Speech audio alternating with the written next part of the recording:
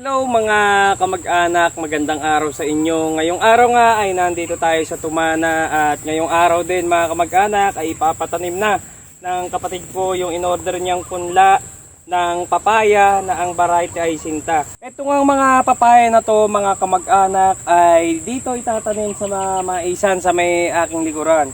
So bali 500 na puno siya mga kamag-anak at yung pagtataniman natin ngayon mga kamag-anak ay in-spray na rin ng kapatid ko ng fungicide. So yun lang muna mga kamag-anak. Mamaya papakita ko sa inyo kung paano kayo magtanim. So ayan nga mga kamag-anak at makikita nyo na kasalukuyang hinahakot yung mga punlang papaya. So ito na nga tayo mga kamag-anak at ngayon nga ay kasalukuyang nang itinatanim yung papaya ni Utol. So ayan mga kamag-anak, tatanggalin lang yung plastic doon sa may punlang papaya.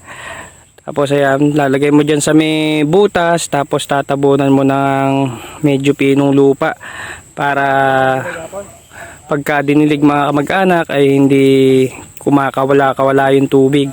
Yan. Tapos yung taniman mga kamag-anak, kung mapapansin nyo, ayan, maayos yung kanyang balanga. Kumbaga hindi uuho yung tubig kapag diniligan. Kasi mga kamag-anak, hindi ito basta-basta agad mapapatubigan. Kumbaga tatabu-tabuin lang muna yung magiging pagdilig dyan sa mga susunod na araw. Yung pagitan nga pala mga kamag-anak nung bawat papaya ay nasa 8 to 10 feet. So kung mapapansin nyo mga kamag-anak, pagkayari nung tudling ng papaya ay meron dalawang tudling ng mais, tapos susunod yung tudling ng papaya uli. So nasa 8 to 10 feet din yung pagitan yan. Kung mapapansin nyo mga kamag-anak, ayan, pantay-pantay yung pagtatanim natin ng papaya. So ayan mga kamag-anak, so pagtatanggal nito, ayan, so ihilahin nyo lang. Pagka medyo mahirap, medyo piga-pigain nyo ng konti yung yung plastic para lumuwag siya. Ayan, oh. Kasi makikita nyo yung mga ugat niya, nag-iipon sa ilalim. Tapos yan, lalagay lang natin yan mga kamag-anak dito sa may balanga niya, dito sa may pinakabutas. Tapos tatabunan natin ng mga pino. Yan.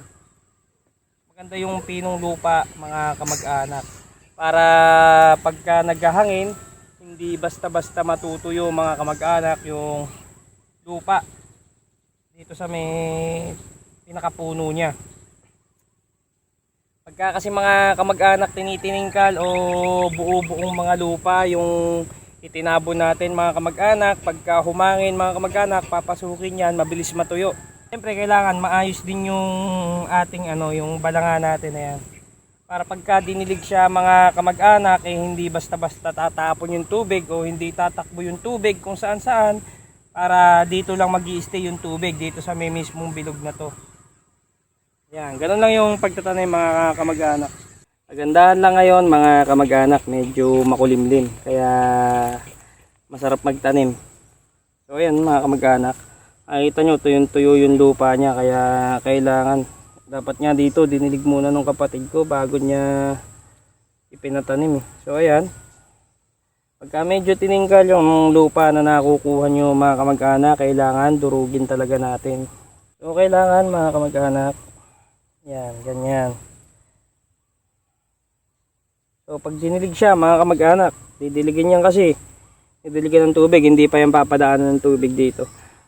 So pag dinilig siya, binuhusan mo dyan. So yung tubig niya dito lang sa paikot na to. So hindi siya tatakbo kung saan saan. So lahat ng tubig dito mapupunta pa ilalim.